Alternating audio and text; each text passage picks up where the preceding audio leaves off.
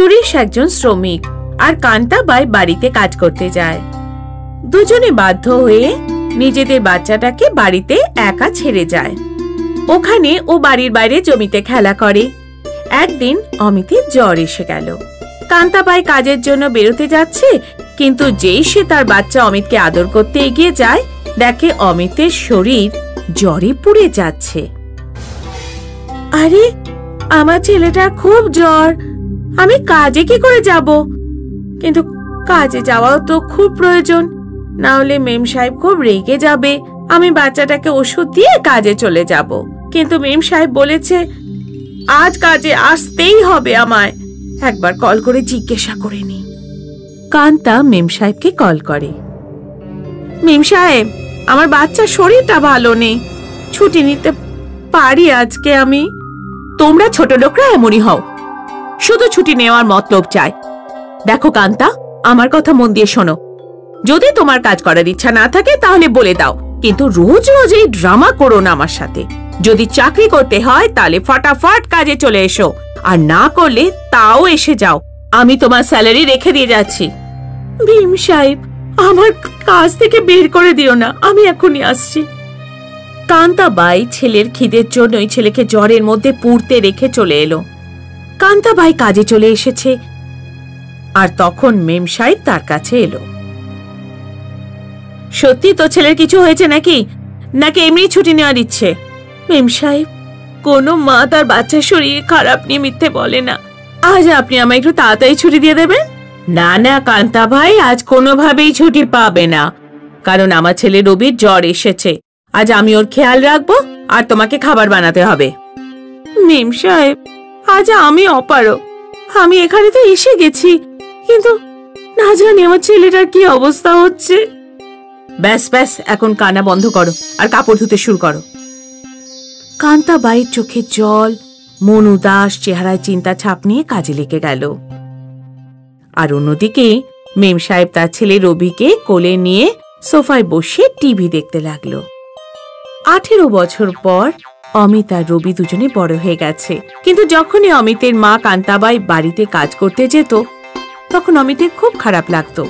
এই জন্য অমিত পড়াশোনার সাথে সাথে রাত্রে এক ক্লাবের রেস্টুরেন্টে ওয়েটারের কাজ করতে লাগলো। এক রাত্রে রবি তার কিছু বন্ধুর সাথে ক্লাবে এলো, আর সে অমিতকে চিনতে পারলো। এই, আমি তোমাকে কোথায় যেন দেখেছি। হ্যাঁ স্যার। বন্ধ করো ইয়ার, এতটা ফর্মালিটি করিস না, আমি তোকে চিনতে পেরেছি। হ্যাঁ, আরে কে রে তুই? আমাদের কাজের লোকের ছেলে আছিস তো, যাকে আমরা বহু বছর ধরে কাজ দিয়ে এসেছি। তোর মা খুবই পরিশ্রমী বুঝলি, বাসন কাপড় চকচকে করে নতুন বউয়ের মতো একেবারে মুখগুলো চমকাচ্ছে রে, বুঝলে? কি ভালো কাজ করে জানিস তো রে। হ্যাঁ চল, কোনো ব্যাপার না, তুই ওয়েটার হয়ে গেছিস, যদি কোনো কাজে লাগবে তো আমাকে বলে দিবি, আমি তোকে পুরো সাহায্য করব। সর্বোপরি তুই আমার চাকরানি ছেলে যে আছিস। রবি তার সমস্ত বন্ধুদের সামনে অমিতকে নিয়ে খুব ঠাট্টা করলো, কিন্তু অমিত চুপ করেছিল, কারণ রবি কোনোটাই মিথ্যে বলেনি। চাকরানি ছেলেকে চাকরানির ছেলেই তো বলবে। অমিত এরকম ভাবেই তার জব আর স্টাডি করতে থাকে। রবি রোজ রোজ পার্টি করত, ড্রিঙ্ক করত আর পড়াশোনা করত না। একদিন তার মা তাকে পাশে বসালো আর তার সাথে কথা বলল। কান্তাবাই তখন ওখানে কাজ করছিল। রবি, এরকম ভাবে কদিন চলবে? তুমি স্টাডিতে একটুও মন দিচ্ছ না। ওহো মামা, তুমি আবার শুরু করে দিয়েছো। আমি আমার স্টাডি তো করছি গো।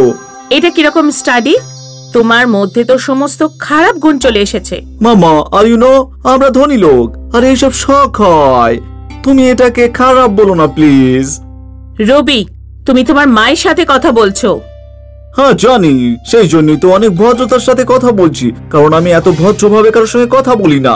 আর হ্যাঁ, আমি বড় লোকের বাপের ছেলে, আমি কারোর চাকরি করতে পারবো না, আমি আমার ব্যবসা করব, আমাকে ইনভেস্টমেন্টের জন্য টাকা দিয়ে দাও। ওই দেখো, কাজের লোকের ছেলে, নিজে কাজ করে আর পড়াশোনাও করে, নিজের মায়ের কত খেয়াল সে রাখে। মা, এটা তো তোমার জানা উচিত, আমি কোনো কাজের লোকের ছেলে নই। এখন আর বেশি দেরি না করে টাকাগুলো নিয়ে দাও। রবি লড়াই ঝগড়া করে আর মায়ের কাছ থেকে টাকা নিয়ে নেয়, আর অন্যদিকে অমিত আরো কঠিন পরিশ্রম করতে লাগলো। ফল এটাই হলো, অমিত একটা সফটওয়্যার অ্যাপ্লিকেশন অ্যাপ ডেভেলপ করলো, যেটা পরে একটা ডিজিটাল কোম্পানিতে রূপান্তরিত হলো। অমিত একটা সুন্দর বাড়ি তৈরি করলো আর মায়ের জন্য বাড়িতে চাকর রাখলো। আর অন্যদিকে রবি কোনো রকম কোনো বিজনেস খুললো না। রবি, তোর কোম্পানি কোথায় গেল? তুই আজ পর্যন্ত আমাকে কিচ্ছু দেখালি না কেন? মা, আমার আরো টাকা লাগবে। তোকে আমি 50 লাখ টাকা দিয়েছি। মা, আমার প্রয়োজন আছে। ব্যাংক থেকে লোন নিয়ে নাও, না হলে প্রথমে যে টাকা দিয়েছো সেগুলো সব নষ্ট হয়ে যাবে। মা, একটা কাজ করো, বাড়িতে লোন নিয়ে নি মা। রবির মা ছেলের কথা মেনে নেয় আর বাড়ির উপর লোন নিয়ে সব টাকা রবিকে দিয়ে দেয়। কিছুদিন পর ওর মা জানতে পারে যে রবি জুয়া খেলে আর সে জুয়াতে সব কিছু বরবাদ করে দিয়েছে। আর অমিতের নিজস্ব একটা কোম্পানি আছে। তার পুরনো কথা মনে পড়ে খুব আফসোস হয়। কান্তাবাই তার ছেলের সাথে রবির বাড়িতে আসে। মেম সাহেব, আমি আপনাকে মিষ্টি খাওয়াতে এসেছি। আমার ছেলে আমার দিন বদলে দিয়েছে। কিন্তু মেম সাহেব, এটা বলতে চাই যে ভগবান যেন কাউকে কখনো অহংকার না দেয়, কিন্তু কারোর দিন সব সময় একরকম থাকে না। কান্তাবাই তার ছেলের সাথে গাড়ি করে ফিরে যায় আর রবি আর তার মায়ের চোখ লজ্জায় নিচু হয়ে যায়। বাড়িতে রতন তার স্ত্রী কেকের সাথে থাকত আর 80 বছরের বৃদ্ধা মা সাবিত্রীও তাদের সাথেই থাকত। সাবিত্রী তার পাটা সোজা করে হাঁটতে পারত না। একদিন সন্ধেবেলায় রতন তার অফিস থেকে ফিরল। মা, তুমি পেনশন নিয়ে এসেছো? সাবিত্রী কোনো উত্তর দেওয়ার আগেই রেগে থাকা কেকেই বলে উঠল, হ্যাঁ হ্যাঁ, পেনশন নিয়ে এসেছে। এই বুড়ি তো পুরো 40 টাকা অটোর জন্য খরচ করে দিয়েছে। ও হো কেকেই, রিক্সার খরচ তো দিতেই হবে। হ্যাঁ, কিন্তু এখনো মহারানী পেনশন পাইনি। কইকেই, উনি আমার মা। তুমি ওনার সাথে এরকম ভাবে কথা বলবে না। 1 বছরের বেশি হয়ে গেল, লকডাউন চলছে, আমাদের খরচাই যেমন তেমন করে চলছে। এদিকে এখনই এই বুড়িকে আরো 4টে রুটি দিতে হবে। আরে তুমি নিজের কথা বলা বন্ধ করো। পেনশন কেন বন্ধ হয়ে গেছে সেটা বলো। বাবা, ওনারা বললেন যে এখন সবারই পেনশন বন্ধ হবে, কারণ নতুন লিস্টে আমার নাম নেই, তাই আমি পেনশন পাবো না। এবার বলো তুমি, কি করে রাখবো এই বুড়িকে আমরা? কেকেই রান্না করছিল আর সাবিত্রী ওখানেই পাশে বসে দেখছিল। বৌমা, আমারও খিদে পেয়েছে, আমাকেও খাবার দিয়ে দাও। বড় এসেছে খাবার খেতে। তোকেই খাওয়াবো না গরম খাবার, আর ওদিকে আমার স্বামী দিন রাত কাজ করে, তার তো জোটে না গরম খাবার। আর তুই তো আমাদের উপর বোঝা, তোর সেবা যত্ন আর করতে পারবো না। বৌমা, এটা তো আমারও বাড়ি, তোমরা তো আমারই সন্তান। তোর এই নাটক আমার সামনে আর করিস না। এসব আমি বুঝতে পারি না। পায়ের ওপর দাঁড়াতে পারে না, আর শখ হলো আকাশ ছোঁয়ার। বৌমা, আমি তো শুধু 1-2টো রুটি চেয়েছি, হঠাৎ কি হলো? পেনশন আসা বন্ধ হয়ে গেল। সাবিত্রী কাঁদতে লাগলো। তখনই দরজায় বেল বাজলো আর রতন ঘরে ঢুকলো। আরে শাশুড়ি বউয়ের কি কথা হচ্ছে বলো তো আমাকে একবার, আমিও শুনতে চাই। দেখো না, আমি তো কখন থেকে মাকে বলছি খাবার খেয়ে নিতে, কিন্তু মা তো কিছুতেই খাচ্ছে না। বলছে আজ পেটটা গড়বড় করছে। কি হলো মা, সবকিছু ঠিক আছে তো? হ্যাঁ বাবা, বৌমা ঠিকই বলছে, আমার পেটটা গড়বড় করছে, খিদে নেই। মা, তোমার বয়স হয়েছে, এখন কমই খাও এখন থেকে। এই বয়সে হজম শক্তি অনেক কমে যায়, বেশি খাওয়াটা একেবারেই ঠিক নয়। হ্যাঁ বাবা, তুই ঠিক বলেছিস। মা, স্বাস্থ্যের দিকে খেয়াল রেখো, ওনাকে তেলের খাবার থেকে দূরে রাখো, আর রোজ 2টো করে রুটি কম দিও, যাতে ওনার পেট গড়বড় না হয় আর খাবার ঠিকমতো হজম হয়। রতন ফ্রেশ হতে তার ঘরে চলে গেল। আমি খাবার নিয়ে ঘরে যাচ্ছি, তুই এই সব এঁটো বাসন মেজে রাখবি আর রান্নাঘরও পরিষ্কার করে রাখবি। সাবিত্রী কাঁদতে কাঁদতে বসে সব কাজ করতে লাগলো। সাবিত্রী গত 2 দিন ধরে উপোস আছে, ওর খুব খিদে পেয়েছিল। আজ তো বৌমা ঘুমোচ্ছে, আমি চুপচাপ কিছু খেয়ে নিই। আজ পর্যন্ত কোনো দিন কিছু চুরি করিনি, কিন্তু পেট খুব পাপী।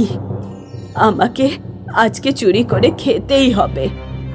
সাবিত্রী রান্নাঘরে গেল আর তাড়াতাড়ি একটা রুটি হাতে নিল। ও তার খিদে সহ্য করতে পারছিল না, রান্নাঘরে দাঁড়িয়ে দাঁড়িয়েই খেতে লাগলো। তখনই কেই পেছন থেকে এসে সাবিত্রীর হাতটা ধরে ফেলল। আমি তো আগেই জানতাম যে তুই একজন চোর, খাবারও চুরি করছিস। তুই যখন খাবার চুরি করেছিস তখন না জানি আরো কত কি চুরি করবি, কে জানে এসব। না বৌমা, এই বদনাম দিও না, আমি এসব কিচ্ছু করিনি। আমি পায়ে সোজা হয়ে দাঁড়াতে পারি না। আমি একজন খোঁড়া, নিজের সন্তানের থেকে চুরি করে কোথায় যাব? সে তো আমি জানি না যে কোথায় যাবে, কিন্তু এই বাড়িতে আর থাকা যাবে না। কেই রতনকে ফোন করলো। হ্যাঁ বলো, কি হয়েছে? কি হয়নি সেটা বলো। কি হয়েছে সেটা তো একবার বলবে। আজ তোমার মা বাড়িতে চুরি করেছে। এটা যদি সত্যি হয় তো আমি কিছুতেই বরদাস্ত করব না। ওই বুড়িকে বাড়ি থেকে এক্ষুনি বের করে দাও। রতনের পারমিশন পেয়ে কেই খুব খুশি হলো আর সাবিত্রীকে অটোতে চাপিয়ে পাঠিয়ে দিল আর বলে দিল এই বৃদ্ধাকে যে কোনো জায়গায় ছেড়ে দিতে। অটোওয়ালা সাবিত্রীকে রাস্তার ওপর বসিয়ে দিল। সাবিত্রী ভিক্ষা করে খেতে লাগলো। তারপর একদিন একটা গাড়ি এলো আর সেখান থেকে এলো একজন ভদ্রলোক। দিদা, আপনি কি সাবিত্রী? আমি আপনাকে অনেকদিন ধরেই খুঁজেছি। ওরা ভুল করে আপনার পেনশন বন্ধ করে দিয়েছিলাম। আপনার নাম লিস্টে উঠেছে। এখনই লিস্ট এসেছে যেখানে আপনার নামও আছে। কি করব আমি এই টাকা নিয়ে?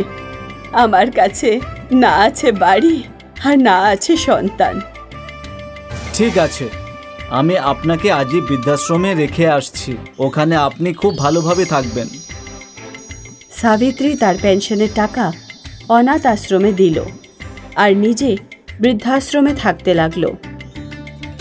বৃদ্ধাশ্রমে সাবিত্রীর বিশেষ যত্ন নেওয়া হলো আর তার ফলে সাবিত্রীর পা সবসময়ের জন্য ঠিক হয়ে গেল।